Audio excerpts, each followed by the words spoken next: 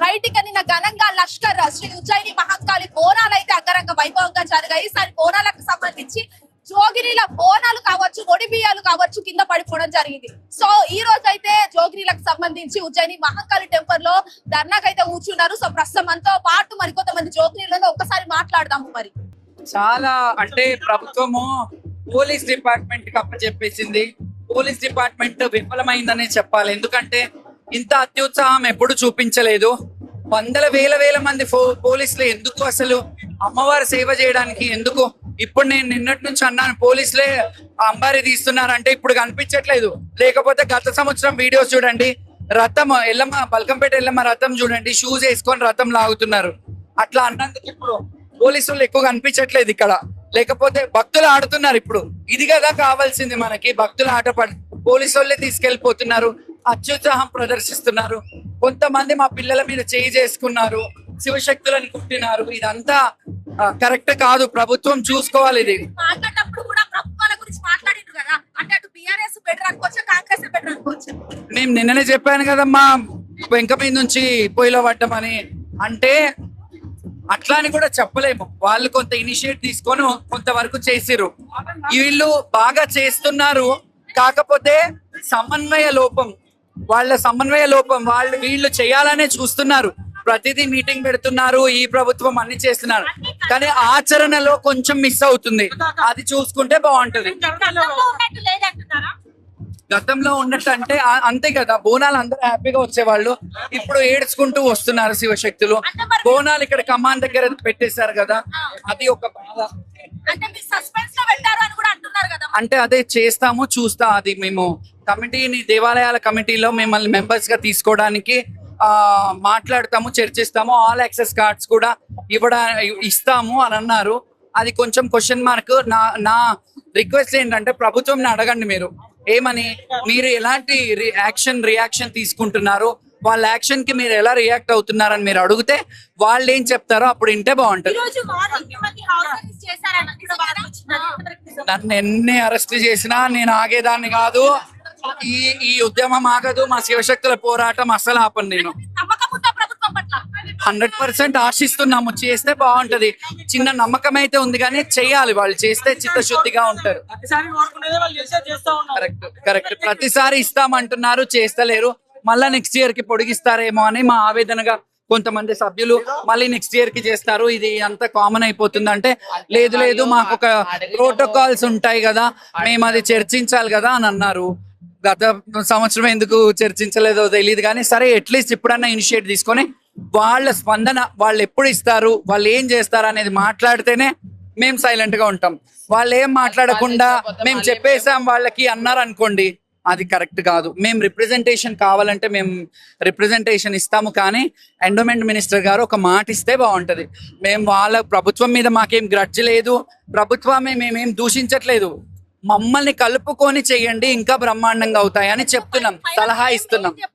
అదే చెప్తున్నాను కదా, మీకు ఒక సలహా ఏంటంటే మా జోగినీలను, శివశక్తులని కలుపుకొని మీరు వెళ్ళిండ్రంటే బోనాలలో మాకు కూడా భాగస్వాములు చేసి మాకు ఒక ప్రయారిటీ ఇచ్చారంటే అందరం కలిసి బాగా చేస్తాము. మీ ప్రభుత్వానికే మంచి పేరు. ఇప్పటి వరకు కమిటీలు వేయలేదు, కమిటీ వేసిన చరిత్ర మీ ప్రభుత్వానికి మిగులుతుంది. అండ్ ఎండోమెంట్లలో మేము అడిగిన మా డిమాండ్ ఏమన్నామంటే, ఎండోమెంట్ డిపార్ట్మెంట్ లో మెంబర్స్ ఉండాలి, అలాగే దేవాలయాల్లో మా మెంబర్స్ ఎవరన్నా ఉండాలి. ఇప్పుడు ఈ అమ్మాయి బోర్డు మెంబర్ అయింది అనుకోండి, ఆ అమ్మాయి వచ్చి మమ్మల్ని తీసుకెళ్తుంది కదా, అట్లా ఎవరెవరో కాకుండా మాకు ఒక యాక్సెస్ ఇస్తే ఒక జీవో తెమ్మని నేను అడిగాను. దానికి సానుకూలంగా స్పందించారు. మరి అసెంబ్లీలో చర్చిస్తారా, లేకపోతే వాళ్ళ తీర్మానం, వాళ్లకు రాత్రులు జీవోలు పాస్ అయిన సందర్భాలు కూడా చరిత్రలో చూసుకున్నాం. కానీ వాళ్ళు చేయాలని ఉంటే బోనాల పండుగలోనే చేస్తే బాగుంటది. మేమందరం వాళ్ళని ఘనంగా సత్కరిస్తాము. ఎందుకంటే చరిత్రలో మిగిలిపోతారు వాళ్ళు. ఇప్పటి వరకు ఎవరు చేయని పని చేయమని అంటున్నాం. మేము వాళ్ళు మంచిగా చేసినప్పుడు ఇప్పుడున్న ప్రభుత్వ నాయకులని రాజులుగా సంబోధించినాం. మా రాష్ట్రానికి రాజు అని సంబోధించాము. బాగా చేయలేనప్పుడు బాగా చేయలేదని చెప్పాము. ఇప్పుడు కుటుంబ సభ్యులమండి. ఆయన రాష్ట్రాన్ని పాలించే రాజు. మేము ఆయన రిక్వెస్ట్ చేశాం, కానీ ఆయన దృష్టి పెట్టి మా మీద చిన్న చూపు లేకుండా కొంచెం మా మీద ప్రేమతో చేస్తే మేమందరం ప్రభుత్వానికి సహకరించి బోనాల పండుగను అంగరంగ వైభవంగా చేస్తాం, మీ బాధతో కాదు సంతోషంగా చేస్తామని రిక్వెస్ట్ చేస్తున్నాం, వాళ్ళకి ఒక సూచన ఇస్తున్నాం. బోనాలు పట్టిన ప్రతి ఒక్కరు బోనాలు పడడం కాకుండా మాకు కూడా చాలా అసలు తొక్కివేట్లు మొత్తం దెబ్బలు కూడా తాకినాయి కూడా. చాలా మంది మా శివశక్తులకు కానీ జోగులకు చాలా ప్రాబ్లం అయింది. ఖాళీ ఇక్కడ నుంచి టెంపుల్ లోపలికి పోవడానికి గంటన్నర టైం పట్టింది మాకు. మొత్తం పబ్లిక్ జోగినీసులు శివశక్తులు నార్మల్ పర్సన్స్ తొట్టెళ్ళు కానీ పోతరాలు కానీ అందరూ ఇల్లు అయ్యేసరికి మాకు ఈడ బోనాలు చాలా మంది శివశక్తి బోనాలు పడిపోయినాయి, ఒడిబియ్యాలు పడిపోయినాయి. చాలా అంటే చాలా ఈసారి చాలా ఘోరమైంది మాకు. అంతకన్నా ముందు మాకు ఒక ఆశ్రమం కాకుండా ముందు ఇలా మీటింగ్స్ అయినాయి మాంకల్లి పిఎస్ లో, ఎండోమెంట్ ఆఫీస్ లో మీటింగ్స్ పెట్టినారు. మీకంటూ ప్రత్యేక క్యూ లైన్స్ పెడతాం, ప్రత్యేకంగా అది పెడతాం అనేసి. కానీ ఎలాంటిది ఒక్కటి కూడా వాళ్ళు చెప్పింది ఒక్కటి కూడా అన్ని ఫెయిల్ అయినాయి. ప్రతిది కూడా చాలా అంటే చాలా ప్రాబ్లం అయింది మాకు. బోనాలు పడిపోయిన ప్లస్ ఇంకా మెడల్స్ ఫెయిల్ అయితే ఇడిగిపోవడం కానీ అమ్మవారి పైన చాలా అంటే చాలా ఇబ్బంది అయింది. ముంగడి గుడి లోపల కూడా చాలా మంది పడిపోయినారు మా వాళ్ళు. ఆల్రెడీ మీటింగ్ పెట్టారని మీరు కూడా చెప్పారు కదా, ఆ ఇన్స్ట్రక్షన్స్ కానీ వాళ్ళు ఏం పాటించలేదు. అమ్మ మాకు ప్రతి ఒక్కరు చెప్పినారు, మీటింగ్స్ అన్ని వాళ్ళు చెప్పినారు. వాళ్ళకి చెప్పంటే మేము మాకంటూ స్పెషల్ గా లైన్స్ 1 o'clock to 3 o'clock దాకా ఇచ్చినారు వాళ్ళు. మధ్యలో ఏమైంది ఏమో తెలియదు కానీ అసలు మొత్తం అక్కడ పోలీస్ వాళ్ళు కూడా ఎలాంటి సాగరి మొత్తం దొబ్బేస్తున్నారు. అసలు పోలీస్ వాళ్ళు కూడా చాలా అంటే చాలా అది చేసినారు. అంటే ఇప్పుడు ధర్నా అని చెప్పేసి అన్నారు కదా, మరి ధర్నాకు సంబంధించి కూడా ఏంటి అసలు ముఖ్య ఉద్దేశం ఏంటి? ధర్నాలు అక్కడ దాకా మాట్లాడినాము, చాలా వాళ్ళందరూ కూడా వచ్చినారు. వాళ్ళు ఏంటంటే సరే ప్రత్యేకంగా పాసెస్ కానీ మీకంటూ ఒక ఏర్పాటు చేస్తాం చెప్పినారు. మరి అది కూడా చేస్తారు, అది కూడా ఫెయిల్ అవుతుంది కూడా తెలియదు. ఎందుకంటే ఇప్పటి వరకు చాలా సంవత్సరం 3 ఏళ్ల నుంచి కూడా మీటింగ్స్ పెడుతున్నారు, చెప్పేది చెప్తున్నారు, కానీ ఇది ఒకటి అవుతుంది ఒకటి, కానీ ఏ ప్రయోజనం లేకుండా అవుతుంది. ఫైనల్ గా మీకు ఏం కావాలి అని కోరుకుంటున్నారు? మాకంటూ ఏం కావాలంటే ప్రతిసారి కూడా మేము కోరుకునేది మాకంటూ ప్రత్యేకంగా క్యూ లైన్స్ పెట్టి మాకు గుర్తించేది.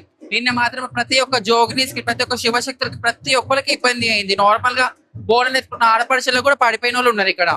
గుడి ముందు నుంచి లోపలికి వెళ్ళి గంటన్నర టైం పట్టింది అసలు మాకు. సో అక్కడ నిన్న బోనాలు పడిపోయినా జరిగింది. సో అట్లాంటి మీరు అపశృతిగానే భావించి కూడా మీరు ఏడవడం కూడా జరిగింది. సో ఎట్లా చూస్తారు? ఇప్పుడు ఏంటంటే మాట్లాడతామని చెప్పేసి సస్పెండ్ లో పెట్టారు, ఆఫీస్ లోకి తీసుకెళ్లారు, కూర్చోబెట్టారు. ఆఫీస్ లో మాట్లాడతామని చెప్పేసి తలసాని శ్రీనివాస్ యాదవ్ గారు మమ్మల్ని సస్పెండ్ లో కూర్చోబెట్టారు. మరి ఏం మాట్లాడతారో తెలియదు, మాట్లాడతామని అన్నారు. ఇప్పుడు మళ్ళీ ఇక్కడ ఇప్పుడు ప్రోగ్రామ్ జరుగుతుంది కదా, అది అయిపోయిన తర్వాత ఏం మాట్లాడుతూ చూసిన తర్వాతనే మేము మారు బోనాలు చేయడం జరుగుతుంది. లేకుంటే మేము బోనాలు మాత్రం ఆపడం అయితే జరగదు.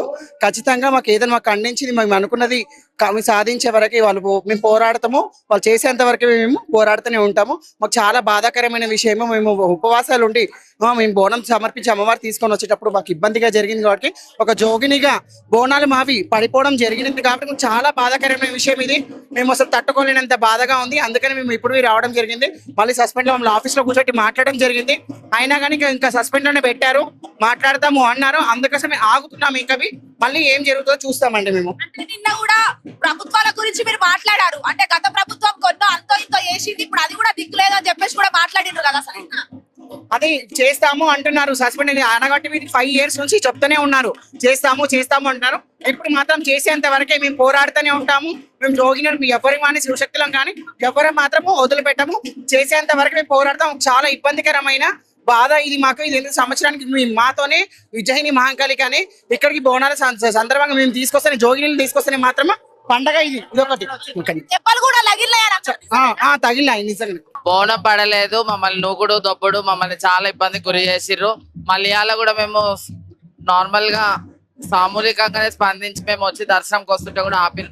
సరే అన్ని చేసిర్రు. ప్రభాకర్ అన్న చెప్పిండు, ఎండోమెంట్ తో మాట్లాడి మీకు ఏవైతే నీడ్ ఫెసిలిటీస్ ఉన్నాయో అవి అరేంజ్ చేస్తామని చెప్పిండు. అవన్నీ అమ్మవారి సమయంలో చెప్పిండు, అమ్మవారి స్థలంలో చెప్పిండు. అవన్నీ ఏడాది చేస్తే బాగుంటది. అదేమంటారు లాల్ దర్వాజా బోనాల వరకు మేము ఏమైతే అడుగుతున్నామో కొంతవరకు అయితే చేస్తామని చెప్పిర్రు. కొన్ని ఎన్జిఓ కూడా పెట్టి మీకు ఏవైతే ఫెసిలిటీస్ ఉన్నాయో అవన్నీ కూడా మేము చూస్తామని చెప్పారు. అంటే ప్రతి ఏడాది కూడా మీకు ఇట్లానే జరుగుతున్న పరిస్థితి కదా? ప్రతి ఏడాది మాకు ఇట్లానే జరుగుతుంది. మేము చెప్తున్నాము, వాళ్ళు నిమ్మక నీరెత్తినట్టు ఈ సంవత్సరం ఇట్లా అంటారు, మళ్ళీ సంవత్సరం చేస్తారు. కానీ ఈసారి అట్లా కాదు, ఆల్ యాక్సిస్ కార్డు కావాలని చెప్పాము.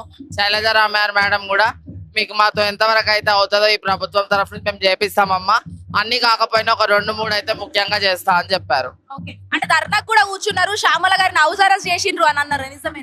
అది హౌస్ అరెస్ట్ అదంతా చేసినా ఏది చేసినా మేము మాత్రం ఇవన్నీ ఆగము. మా సంకల్పం అమ్మవారి చెంత చేరేదాకా మేము ఇవి చేస్తూనే ఉంటాము, మేము మాట్లాడుతూనే ఉంటాం. సో ఈ ఇయర్ బోనాలు అమ్మవారి ఎలా వైభవంగా జరిగినాయమ్మా. చాలా సంతోషంగా చేసేది అందరు బోనాలు. నేను నా పేరు రాయకుంట శ్రీనివాస్, నేను అమ్మవారికి 15 సంవత్సరాల నుంచి చేస్తున్నా. అంటే ఎన్ని ఇయర్ నుంచి చేస్తున్నారు, ఎన్ని సంవత్సరాలు అవుతుంది? 30 ఏళ్ళు అవుతుందమ్మా. ఇంకా ఛాన్స్ వచ్చి 15 సంవత్సరాలు అవుతుంది. రమేష్ అన్న, కామేష్ అన్న, లక్ష్మమ్మ వాళ్ళకు చైర్మన్ గారు మాకు అవకాశం ఇచ్చింది అమ్మ. సో అంటే ఎక్కడికి వెళ్ళినా వేస్తూనే ఉంటారు, ఓన్లీ ఉజ్జయినికి వేస్తారు? ఉజ్జయినికి వేస్తాము. ఉజ్జయినికి అంటే మొక్కులాగా ఏమన్నా అనుకున్నారా? లేదు అమ్మా, అట్లేం లేదు. నేను ఇంటికాడ వేస్తుంటే మా దోస్తులతో ఇంటికాడ ఒక గుడి ఉండే, ఇంటికాడ వేస్తుంటే అమ్మ మనకు ఇక్కడ అవకాశం దొరికింది. ఏ జన్మ పుణ్యమో మనది, ఈ జన్మలో మనం ఇంకా వేస్తూనే ఉంటారా? నేను నాకు చేతనైన రోజులు వేస్తామా. ఆ తర్వాత మా కొడుకున్నాడు